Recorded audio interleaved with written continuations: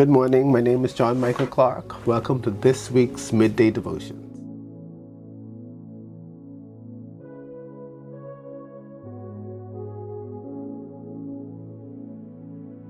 Yeah, Faith Alive was started in the 1990s in the United States, and we have been using it since that time here in the Bahamas. I think my first Faith Alive experience was around 1994 in Abaco. And since that time, I know that various churches throughout the diocese have used the Faith Alive Weekend Experience as a point of renewal for the individual parishes, a point of reset for them to reset their ministries, and a point of encouragement to kind of get the people to coalesce around ministry and ministry focus in their various parishes. Okay, so I've had the opportunity to participate in Faith Alive at various levels, as a witness, as a coordinator for the youth program, as a coordinator for the entire parish. What I've seen personally is people actually come to Christ, recommit themselves to their faith and their church. Personally, it's always a time for reflection, a time to share, a time for discipleship. And I think when you take advantage of those opportunities, it strengthens your own faith walk. So Faith Alive for me has been an opportunity to strengthen my own faith walk, to bring others to Christ, to share the gospel, and that's always a good thing. Well, I think it's important for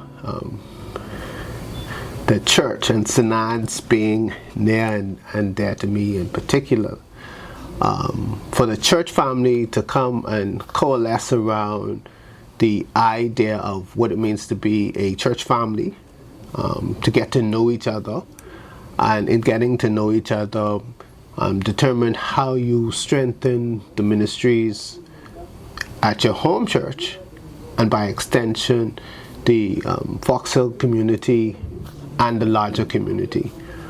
St. Anne's has always had a very, very strong footprint in Fox Hill. And in these changing times, I think it's imperative that the church comes together and strengthens itself, and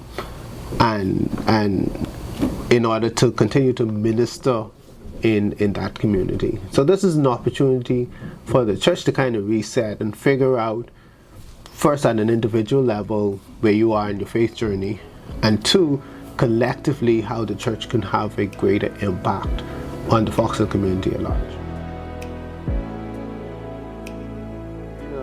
Everyone has there are always apprehensions about things you don't know or aren't sure of.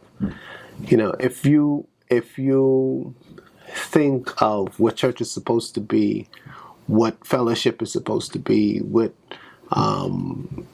sharing the gospel and the good news is supposed to be, you'd say, well, I'm with family, I'm around Christians, there should be no need for hesitation. So all I would say is, let go and let God, and you'd probably be surprised at what the outcome would be. I think for St. Anne's, this is a very important juncture in the life of the church. The church goes through various cycles. Generations come, they go, and the church in general is experiencing this. There's a generational shift that the church is seeing worldwide, and St. Anne's is like all the other parishes. They're at a point where that generational shift is becoming more and more apparent. You see a lot of new faces, a lot of new families. Ministry has changed. A lot of the old faces have passed on, and I think this is a time for a new generation to come together, redefine who the church is, and what the church mission and ministry would be, one, as a church family, and two, how that church family impacts the community at Fox Hill and the greater community at the Bahamas. So this is very important, and it's a good start. It isn't going to be the final solution, but it's a good start towards building a greater footprint for the church at St. Ann.